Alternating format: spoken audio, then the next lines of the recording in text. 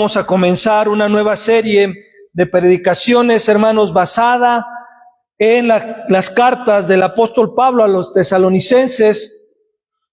Tanto la primera como la segunda vamos a estar estudiándola durante un par de semanas, meses quizás que nos lleve. Y estas cartas, hermano, fueron escritas en una iglesia, a una iglesia joven. Esta carta fue escrita a una iglesia que estaba naciendo, nacida en medio precisamente de turbulencia, de oposición, de persecución, pero que se convirtió, hermanos, esta iglesia joven en un modelo de fe, un modelo de amor, un modelo de esperanza para toda la región de esta iglesia. Y el objetivo, hermano, de esta serie es que usted y yo, ¿verdad?, al estudiar estas cartas aprendamos a cómo vivir como una iglesia ejemplar en los tiempos difíciles, en medio de las circunstancias, en medio de las situaciones que podemos pasar en nuestro diario vivir. ¿Cómo es que tú y yo podemos ser una iglesia ejemplar en medio de esas situaciones, en medio de esos tiempos difíciles? Queremos descubrir cómo, hermanos, en medio de las pruebas, en medio de las tentaciones, en medio de los desafíos, podemos reflejar la gloria de Cristo, depender de Él y agradar a Dios con nuestras vidas. De manera que eso, hermano, dé exaltación al Señor. No solamente es poder adquirir un conocimiento de la palabra de manera intelectual, sino que ese conocimiento, eso que vayamos aprendiendo, hermano, al ponerlo por obra en nuestras vidas, nos pueda llevar a vivir vidas que glorifiquen a Dios. Por eso el título de la serie es Tesalónica, una iglesia ejemplar en tiempos de dificultades, o en tiempos difíciles, mejor dicho. Y en el primer tema que vamos a abordar en esta mañana, hermano, es precisamente una introducción a esta iglesia ejemplar en tiempos difíciles. Así que acompáñeme a la escritura y vamos al libro de los Hechos, capítulo 17, y vamos a leer de los versículos 1 al 9.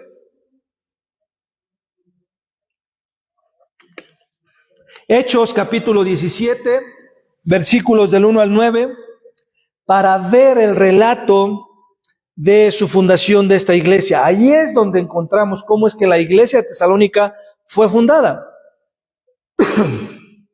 Dice así, leo para ustedes la palabra de Dios en esta mañana.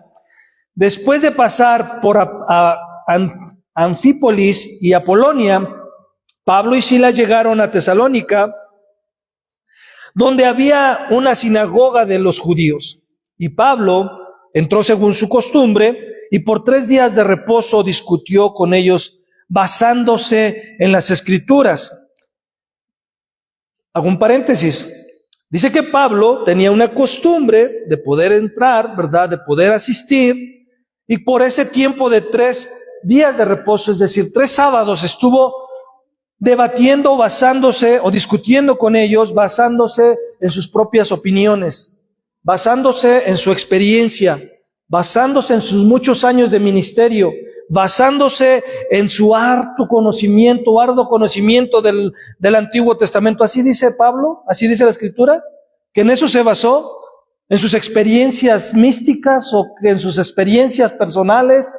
Dice que basándose en ¿qué? En la Escritura. Porque recuerden, la Escritura, la Biblia, es nuestra regla de fe y conducta. Es la Escritura explicando y presentando, dice, evidencias de que era necesario que el Cristo padeciera y resucitara de entre los muertos, y diciendo, este Jesús a quien yo les anuncio es el Cristo.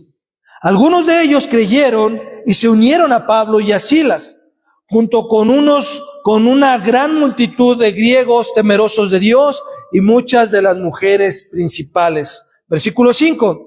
Los judíos, llenos de envidia, que nunca ha de faltar, ¿verdad?, llevaron algunos hombres malvados de la plaza pública, organizaron una turba y alborotaron toda la ciudad. Alborotaron la ciudad, dice, asaltando la casa de Jasón.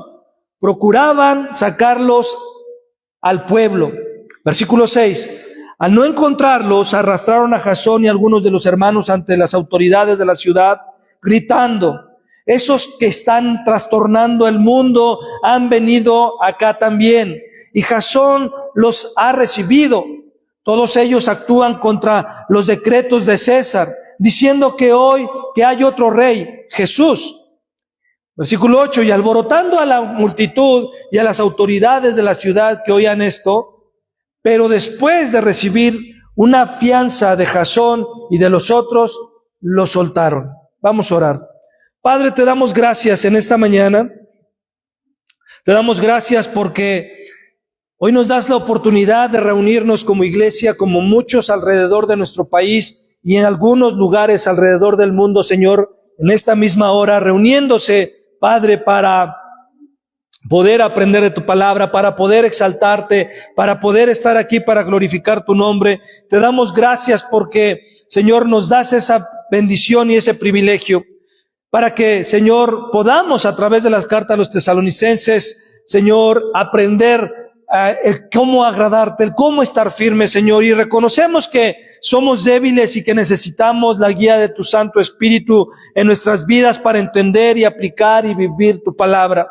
Es por ello, Señor, que cada sermón de esta nueva serie que vamos y que estamos comenzando nos lleve a mirar a Cristo, a depender de Él y a vivir como una iglesia ejemplar en tiempos difíciles, reflejando siempre, Señor, la gloria tuya en medio de las pruebas, en medio de las tentaciones, en medio de los desafíos de esta vida.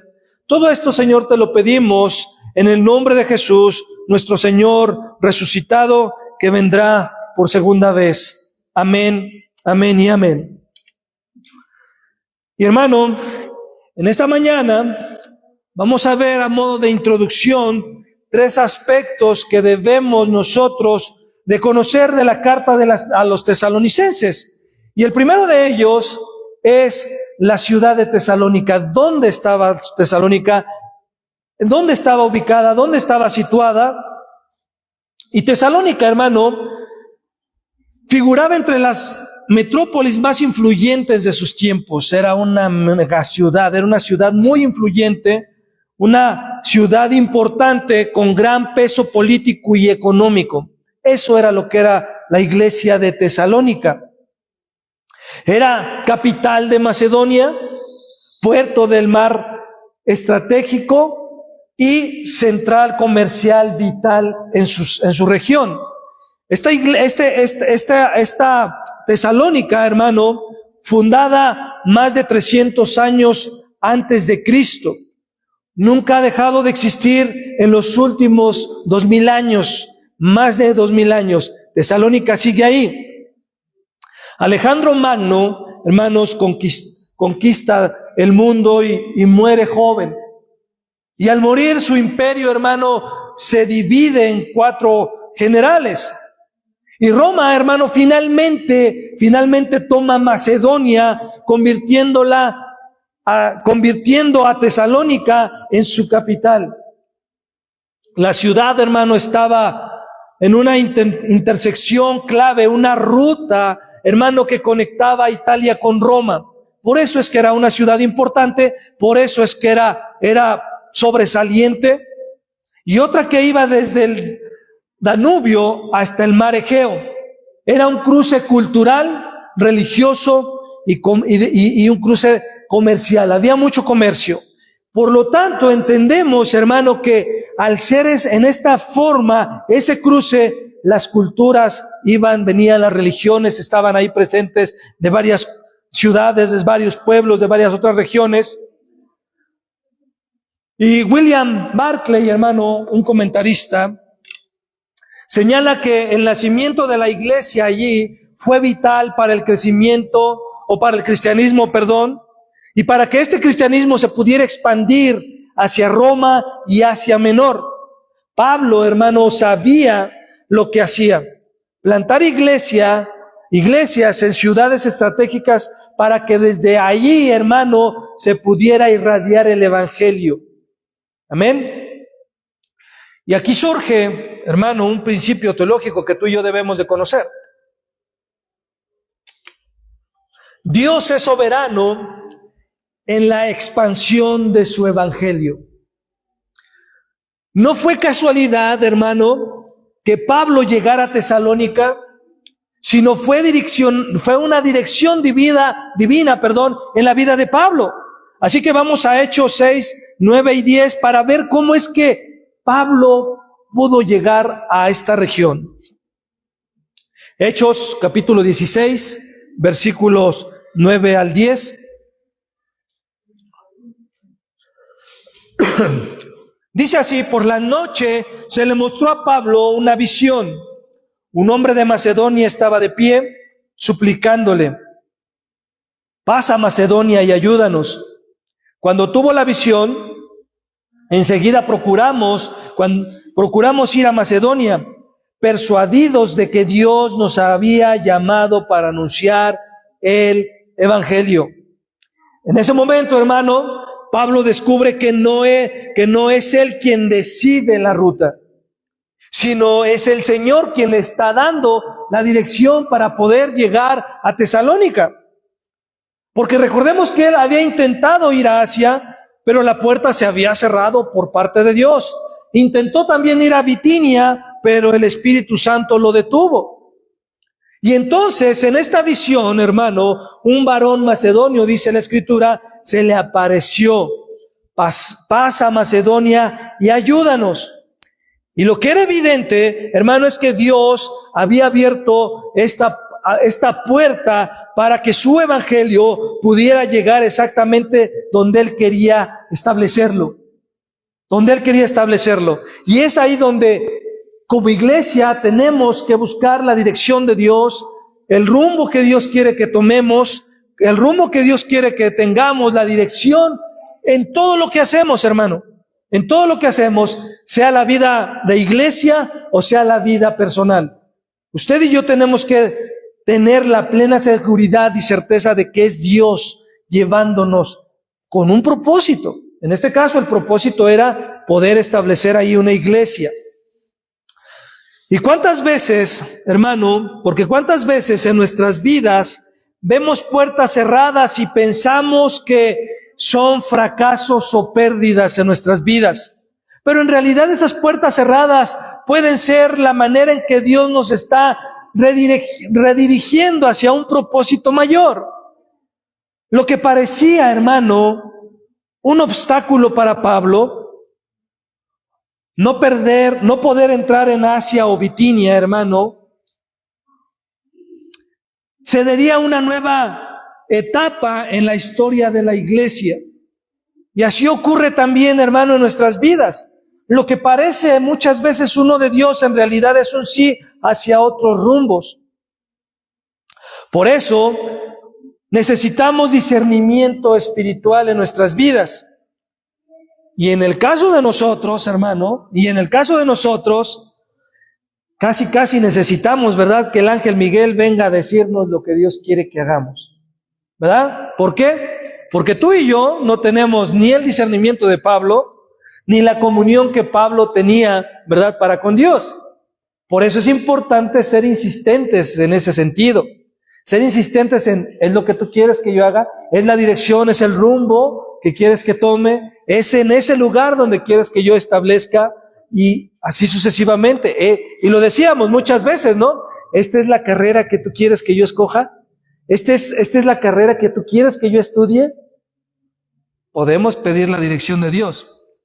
Entonces, para Pablo era importante todo esto para poder asegurar que es ahí donde el Señor lo estaba enviando, y es lo mismo para nosotros, para que nosotros podamos estar seguros de que no son nuestras emociones, son nuestros pensamientos, o no son nuestro sondeo, ¿verdad?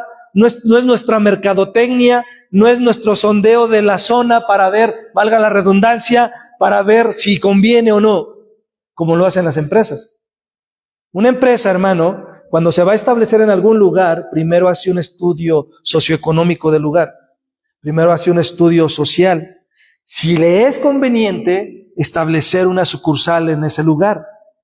Porque imagínate, una empresa que establezca una sucursal en un lugar donde no hay poder adquisitivo, sin duda alguna se va a venir a la quiebra rápidamente. Y aquí, hermano, Cuautepec tiene poder adquisitivo, que Está un Soriana acá, un Soriana ahí, otro Soriana allá. Hermano, no las establecen nada más por gusto. Hacen primero un estudio para ver si les es conveniente ahí. Hermano, en el caso nuestro, no vamos a ir a hacer un estudio. Vamos a ir a buscar la dirección de Dios para saber dónde es Dios que quiere que vayamos. Como en el caso de lo que hemos estado orando y lo que decíamos hace un rato de la escuela. Cuando Él cierra puertas, hermano, no lo hace para frustrarnos, sino para redirigirnos providencialmente hacia ¿qué? Hacia un lugar de mayor impacto. En lo cotidiano, hermano, esto significa aprender a confiar y depender plena y completamente de Dios en nuestras vidas. Cada obstáculo, hermano, puede ser una invitación a algo más grande en el plan de Dios. Pero tú y yo debemos de estar seguros de eso. Debemos de estar seguros de eso. Entonces, la estrategia de Pablo, hermano, estaba sometida a la dirección y a la guianza del Espíritu Santo. Él quería ir hacia Asia, recordemos, Asia Menor, pero el Espíritu se lo impidió. Y Pablo pudo haber dicho, a lo mejor es mi emoción, que el Espíritu Santo me lo está impidiendo. Porque al final lo que cuenta es expandir el Evangelio. Y Pablo pudo haber argumentado algo para poder cumplir su capricho. Sin embargo, Pablo entendió que el Espíritu Santo se lo estaba impidiendo. Él quería ir a Asia y se lo impidió. Él quería ir a Bitinia y otra vez el Espíritu Santo le cerró el camino. Entonces Dios lo dirige hacia Macedonia. Y la pregunta sería, ¿no es cierto que así como Tesalónica fue clave en el primer siglo, Dios quiere que su iglesia sea clave en nuestra ciudad del día de hoy? La respuesta es sí. Así como Dios estableció a la iglesia de Tesalónica como clave en el primer siglo, hoy Dios establece su iglesia para que podamos ser de impacto en el lugar donde Dios nos ha colocado. Este principio, hermano, lo vemos en Isaías 49:6. Busque ahí Isaías 49:6.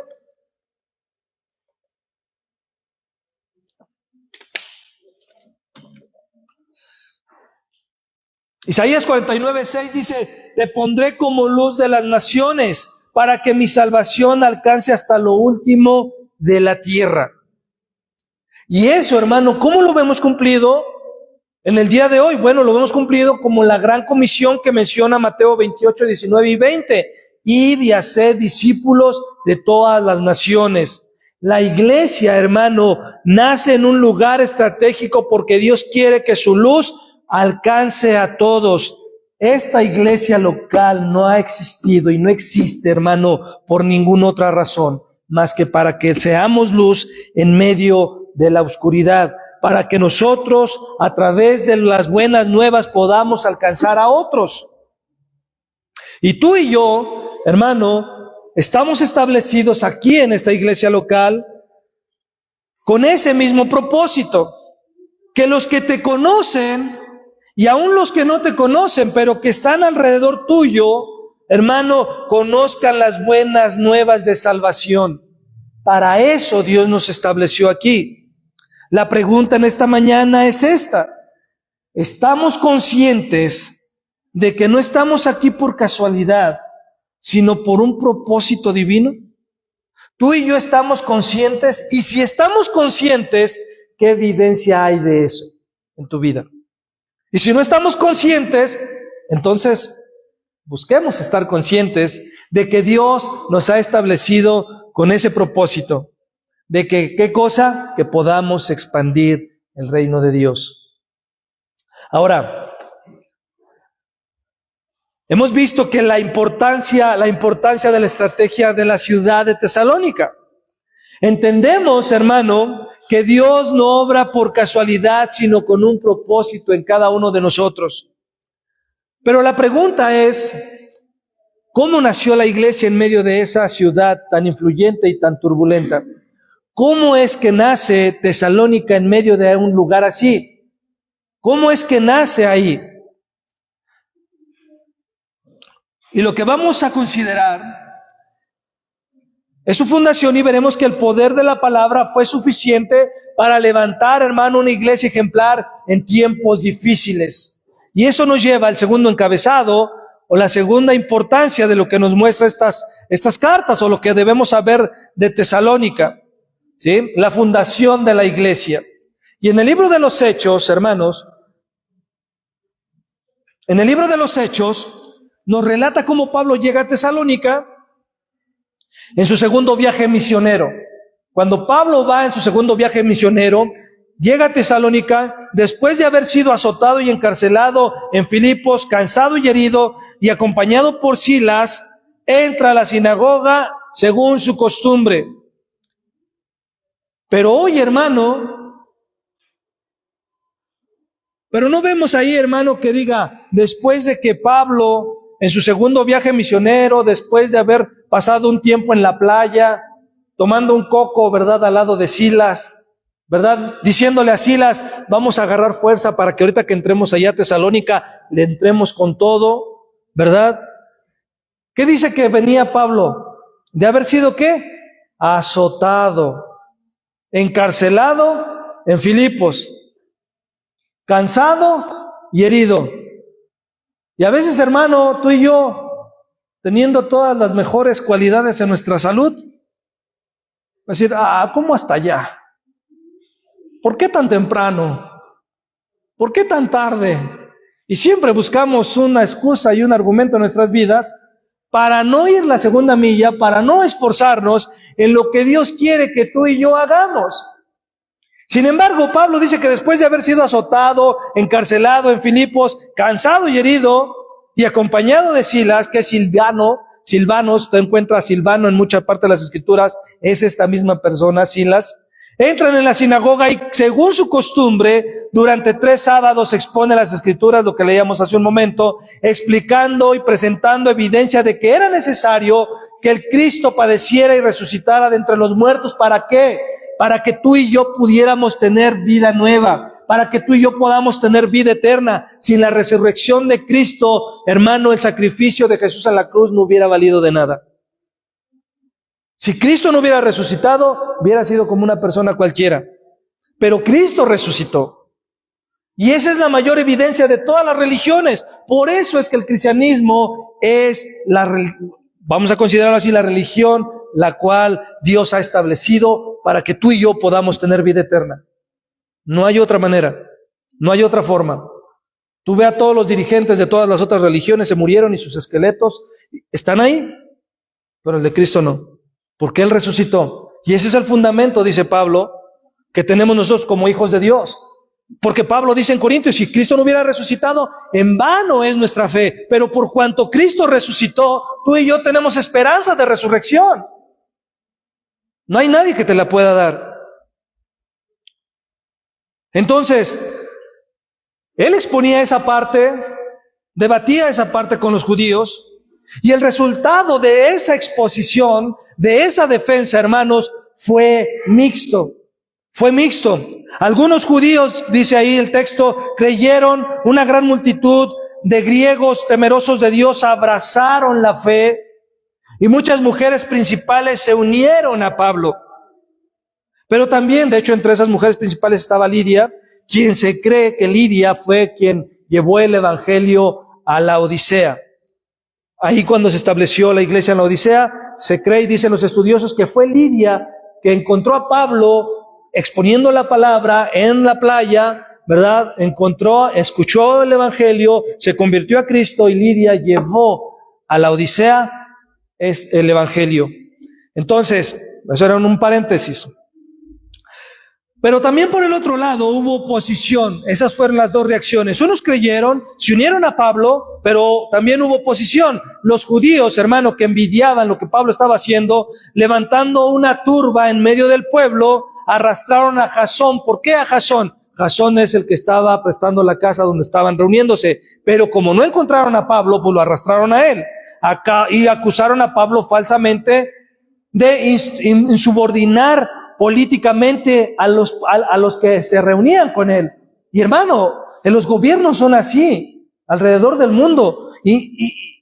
levantan falsas acusaciones contra la iglesia de Cristo para poder menguar a la iglesia de Cristo, pero jamás va a suceder eso, porque las puertas del Hades no prevalecerán contra su iglesia, y al menos a lo que concierne a esta iglesia, jamás ponemos o instruimos a la iglesia que se ponga en contra del gobierno, porque no es algo que enseña la Escritura. La Escritura dice: orad por nuestras autoridades para que se conviertan, para que hagan las cosas correctas, para que en ellos puedan hacer y desempeñar sus funciones de manera correcta y temerosa en Dios.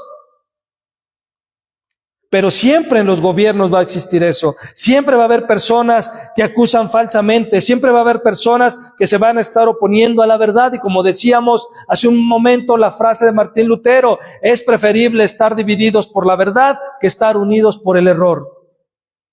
Jesús dijo: yo no he venido a traer unidad, sino espada. Porque algunos van a creer, algunos no, a las verdades que se establecen en el Evangelio. Y aquí, hermanos, surge otro principio para nosotros. La iglesia verdadera nace en medio de oposición, pero se sostiene por el poder de la palabra. Una iglesia verdadera nace en oposición o puede nacer en oposición, pero siempre va a estar sostenida por las promesas de Dios, por lo que la palabra de Dios dice.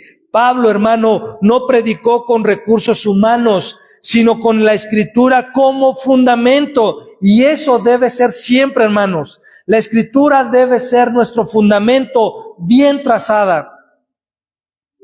Porque hay quienes tuercen la Escritura. Hay quienes alteran la Escritura. Hay quienes diluyen la Escritura, adulteran la Escritura. Esos son emisarios de Satanás, que solo buscan confundir al pueblo. Pablo dice ahí en Romanos 1:16 que el Evangelio es poder de Dios para salvación. El Evangelio es poder de Dios para salvación. Y en 1 Corintios 2, 4 y 5, vamos ahí, acompáñenme para que lo leamos juntos. 1 Corintios capítulo 2, versículos 4 al 5. Pablo declara esta misma verdad. ¿Ya lo tienen? 1 Corintios capítulo 2, versículo 4 y 5 dice: mi mensaje y mi predicación, dice Pablo, no fueron con palabras persuasivas de sabiduría. Es decir, yo no te persuadí de manera humana, de manera natural, sino con demostración del Espíritu y de poder, para que vuestra fe no repose en la sabiduría de los hombres, sino en el poder de Dios. Y cuando habla del poder, es en las capacidades que el Espíritu Santo le ha dado a Pablo. Demostración del Espíritu y de poder. Y en esta verdad, hermano, y esta verdad es una realidad del día de hoy. Cada vez, hermano, que la palabra es predicada fielmente, habrá fruto, pero también habrá oposición. Cada vez que la palabra de Dios es predicada fielmente, siempre va a haber fruto en la vida de las personas, pero también va a haber oposición en medio de todo eso. Y es así, hermano, como lo vemos hoy. Como la iglesia, en términos generales, hermano, es acusada falsamente, como lo fue Pablo, de ser un peligro social o político, cuando en realidad lo único, hermano, que proclama es que hay otro rey, y nuestro rey es Jesucristo, Rey de reyes y Señor de señores, el soberano de todas las naciones. La palabra, hermano, del sembrador, la parábola, del sembrador, en Mateo 13:3-9, nos recuerda, hermano, que siempre habrá resultados mixtos en la exposición fiel de la palabra de Dios. Algunos van a creer, algunos creerán, pero otros lo van a rechazar. Otros rechazarán y otros permanecerán. Pero el poder, hermano, el poder para que esto suceda no está en el sembrador, está en la semilla. La gente crece, hermano, no por el predicador. La gente crece porque la palabra de Dios, cuando la palabra de Dios es expuesta fielmente, se ha expuesto de manera clara y de manera fiel. No es el sembrador el que hace crecer la semilla. Él solamente es un instrumento inútil en las manos de Dios. ¿Para qué? Para sembrar la semilla, que es la palabra de Dios. Y Pablo tuvo poco tiempo en Tesalónica para hacer eso. Los estudiosos dicen que más o menos entre 3 semanas, un poco más, Pablo estuvo dedicado 100% a poder expandir el evangelio. Y sin embargo, el fruto fue tan profundo que la iglesia se convirtió en un ejemplo para toda la región y para todas las iglesias hasta nuestros días. Esa iglesia de Tesalónica sigue siendo un ejemplo de vida para nosotros el día de hoy. Entonces, la iglesia, hermano, no necesita condiciones idóneas o ideales para nacer o crecer en medio de donde Dios la ha plantado. Necesita la palabra fielmente predicada. Tú y yo necesitamos eso. Necesitamos ser expuestos a la palabra de Dios fielmente predicada. No importa las condiciones que tengamos en el edificio, no importa qué condiciones haya en medio de la sociedad. Porque si usted y yo lo analizamos, somos bendecidos. Porque hay iglesias que la gente está escuchando la predicación abajo de un árbol, en el sol. Usted no está ahí, en la lluvia, y ahí están. Por eso es que ustedes somos bendecidos, usted y yo. Así como hay otras, ¿verdad?, que tienen edificios bonitos y grandes y no es pecado tenerlos, pero tenemos que ser agradecidos con lo que Dios nos da, con lo que Dios nos permite tener. Tenemos que ser agradecidos. ¿Por qué? Porque la iglesia no crece por cómo está de bonito el lugar o la zona, sino porque somos expuestos a las verdades del evangelio que nos van a ayudar a ser más como Cristo cada día, a que tú y yo podamos menguar y Cristo crecer en nuestras vidas. Entonces, la iglesia, hermano, no necesita condiciones ideales para nacer o crecer. Necesita la palabra fielmente predicada, porque lo que sostiene a la iglesia no es la comodidad ni la aceptación social, sino el poder de Dios obrando en medio de ella con propósito. Y aún en medio de la oposición. Entonces, esto nos lleva a preguntarnos, ¿estamos confiando en nuestra fuerza o en el poder de la palabra para ver fruto en medio de la oposición? ¿Estamos confiando en nuestra fuerza o en el poder de la palabra para ver fruto en medio de la oposición o de la persecución? ¿En dónde estamos depositando esa confianza? Entonces, hemos visto, hermanos, cómo la iglesia nació en medio de una situación así, cómo la iglesia nació en medio de oposición, sostenida por el poder de la palabra, pero ahora es necesario, hermano, ir un poco más allá. ¿Qué sucede después de esa fundación turbulenta? ¿Qué es lo que sucedió en la iglesia después de esa fundación turbulenta? Pablo, hermano, no se queda callado ni indiferente ante la situación. Él escribe 2 cartas, hermano, que se convierten en el aliento y la guía para esta iglesia joven de Tesalónica. Y eso nos lleva entonces a la carta a los tesalonicenses. Y ese es nuestro tercer encabezado, la carta a los tesalonicenses. Después, hermano, de fundar la iglesia y ser obligado a salir por la persecución, Pablo escribe 2 cartas a los tesalonicenses, a los creyentes que estaban ahí en Tesalónica. Estas epístolas, hermano, no son simples documentos antiguos. Son instrucciones vitales para toda iglesia sana. Son instrucciones vitales para toda iglesia que quiere realmente caminar bajo el principio de Dios. La primera carta, hermano, es profundamente pastoral, lo que Pablo escribe en la primera carta. Y Pablo anima, hermano, en esa primera carta a una iglesia joven, a una iglesia naciente, a pesar de la hostilidad, que se mantuviera fiel. A pesar de la hostilidad, se convirtió en un modelo, hermano, a seguir.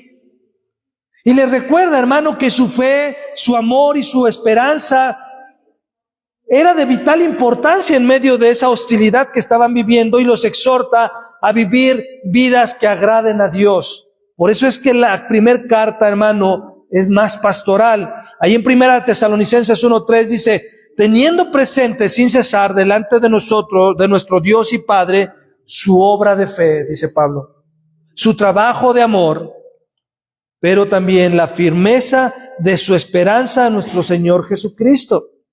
Eso es lo que le está diciendo Pablo. Estamos conscientes, tenemos presente cómo es que ha sido su caminar hasta el día de hoy. La segunda carta que Pablo escribe a esta iglesia refuerza la esperanza, hermano, en el regreso de nuestro Señor Jesucristo. Y llama a la perseverancia aún en los tiempos difíciles, lo que tú y yo estamos llamados a hacer el día de hoy. Ser perseverantes en un mundo que busca distraernos, en una sociedad que busca inyectarnos una ideología diferente a la que está escrita en la palabra. Somos tentados a caminar igual que el mundo, y Pablo les llama y los exhorta y les dice que deben de vivir vidas que agraden a Dios y que deben de estar firmes porque la venida de Cristo estaba cerca. En 2 Tesalonicenses 2:15 declara: así que, hermanos, estén firmes y conserven la doctrina que les fueron enseñadas, ya de palabra, ya por carta nuestra. Pablo dice: en aquello que les hemos enseñado, permanezcan fieles, permanezcan firmes. Por eso, hermano, es que el fundamento de la iglesia cristiana está en el fundamento de los apóstoles. ¿Por qué? Porque los apóstoles predicaron de primera mano lo que Cristo les había enseñado, y ellos tuvieron revelación como Pablo para poder escribir sus cartas, para poder escribir el Nuevo Testamento. Por eso es que nuestro fundamento no puede estar en otro lado. No puede estar en John Smith ni en Moroni. No puede estar en los testigos de Jehová y en la atalaya. Porque su fundamento no son los apóstoles. No es la doctrina de los apóstoles que el libro de los Hechos nos muestra. No puede estar en el catolicismo. ¿Por qué? Porque no está fundamentada en la doctrina de los apóstoles. Por eso es que nosotros, como iglesia cristiana, ese es el fundamento, ese es el principio, como le dice Pablo a los tesalonicenses, que permanecieran firmes y constantes y que conservaran la doctrina que les fue enseñada ¿por quién? Por Pablo. La palabra, ya sea de forma verbal o ya sea de forma escrita, le dice Pablo. Como lo hayamos hecho en su presencia o de forma escrita por carta, deben perseverar y deben conservarla. Ahora, pensemos esto juntos, tú y yo. ¿No es cierto que, igual que los tesalonicenses, nosotros, usted y yo, también necesitamos ser recordados y exhortados continuamente para permanecer firmes? La respuesta es sí. Tú y yo debemos ser exhortados, debemos ser recordados estas verdades de las Escrituras. ¿Para qué? Para permanecer fieles y firmes a la palabra de Dios. ¿Por qué? Porque como seres humanos tendemos muchas veces a olvidar, mayormente a los hombres, ¿verdad? ¿Dónde dejé mis llaves? Y la trae aquí en su boca, ¿verdad? Y buscando sus llaves. A veces el varón le pregunta a la esposa, yo a veces le digo a mi esposa, yo sé que ustedes no son tan olvidadizos como yo, pero, oye, ¿no viste dónde dejé esto? Oye, ¿no te acuerdas dónde puse aquello? Y a veces somos así. Por eso Pablo también en otra de sus escritos dice: no me voy a cansar de repetírselos. Ya se los he dicho y no me voy a cansar de repetírselos. ¿Por qué? Porque tú y yo necesitamos ser recordados constantemente de a qué hemos sido llamados. Hemos sido llamados, hermano, a proclamar las buenas nuevas, pero también de ser recordados de quiénes somos en Cristo. que tú y yo tenemos una identidad en Cristo, que no somos lo que el mundo dice que somos, sino somos lo que Cristo dice que somos. Y eso es lo que vale aquí y en la eternidad. No importa que a los demás piensen lo contrario, pero yo tengo que ser consciente de que mi vida está caminando de manera correcta en los principios que Dios ha establecido en su palabra. La siguiente pregunta sería, ¿qué sería de la iglesia sin la palabra escrita que nos instruye y nos sostiene en medio de la confusión y la oposición? Ya hubiera desaparecido. Ya hubiera desaparecido. Y aún más, ¿estamos reteniendo la doctrina y permaneciendo firmes? ¿O nos estamos dejando arrastrar por las voces de este mundo y de las personas a nuestro alrededor que no les interesa nada la palabra de Dios? ¿Qué es lo que estamos haciendo tú y yo? ¿Estamos permaneciendo firmes en la doctrina y que de los apóstoles, o estamos dejándonos arrastrar por otras voces que no es la del Espíritu Santo? Entonces, hermanos, podemos concluir en esta mañana estos tres aspectos esenciales que nos muestran cómo es que la iglesia de Tesalónica nació. ¿Dónde estaba fundada? ¿Dónde se fundó? ¿Dónde estaba expandiendo el evangelio? Y lo primero que vimos fue la ciudad de Tesalónica, un lugar estratégico donde Dios, en su soberanía, decidió plantar una iglesia. La fundación de la iglesia también, nacida en medio de oposición, de turbulencia, pero sostenida por la palabra de Dios. Y lo último, las cartas a los tesalonicenses, escritas, hermano, para instruir, fortalecer, mantener firme a una iglesia joven en tiempos difíciles. Entonces, basado en todo esto, la enseñanza es clara. Una iglesia ejemplar, hermano, no se define por la ausencia de problemas, sino por su fidelidad en medio de ellos. Así como Tesalónica, hermano, fue modelo en el primer siglo, Dios quiere que nuestra iglesia sea un modelo el día de hoy. Esta iglesia local y cada iglesia local donde Dios la ha establecido, quiere que podamos ser un ejemplo para este mundo lleno de pecado, lleno de obscuridad, para este mundo caído. Pero para eso, hermano, tú y yo necesitamos firmeza en la fe, constancia en el amor y perseverancia en la esperanza, que es que Cristo vendrá por segunda vez. Entonces, no estamos aquí, hermano, por casualidad. No estamos aquí porque al pastor Iván se le ocurrió abrir una iglesia allá en Cuautepec. No estamos aquí por eso.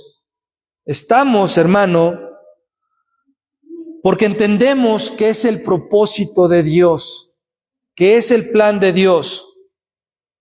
Y la pregunta, hermano, que debemos llevarnos es esta: ¿seremos nosotros una iglesia ejemplar en tiempos difíciles, reflejando la gloria de Cristo en medio de las pruebas y desafíos en nuestros tiempos?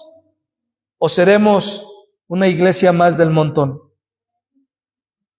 que solamente se adapta al mundo, que solo deja que el mundo entre a la iglesia para poder atraer multitudes, para poder atraer gente? ¿Qué es lo que vamos a hacer tú y yo? Vamos a orar. Cierra tus ojos. Padre, una vez más te damos gracias en esta mañana, porque tú eres soberano y creemos, Señor, no por voluntad propia, sino por dirección tuya, que has plantado tu iglesia en este lugar estratégico, Señor, para que el evangelio se siga extendiendo. No para hacer competencia de nadie, sino para ser aliados de muchos, Señor, que ya proclaman el evangelio aquí. Aunque pocas iglesias son las que aquí, Señor, proclaman con fidelidad tu palabra, queremos unirnos a esas pocas iglesias para que tu evangelio se siga expandiendo, aún en medio de la oposición, aún en medio de la turbulencia, Señor. Te pedimos que tu palabra siga guiando, siga siendo esa dirección para cada uno de nosotros, Señor, y que podamos ir por los perdidos. Haznos hoy una iglesia, Señor, ejemplar en tiempos difíciles, firmes en la fe, constantes en amor, Señor, y perseverantes en la esperanza. Que nuestras vidas, Señor, y nuestra comunidad reflejen la gloria de Cristo hasta que Él venga por segunda vez, Señor. En su nombre, en aquel nombre que es sobre todo nombre, oramos y te lo pedimos, Padre. Amén, amén y amén. Denle una ofrenda de palmas a nuestro Rey y Señor.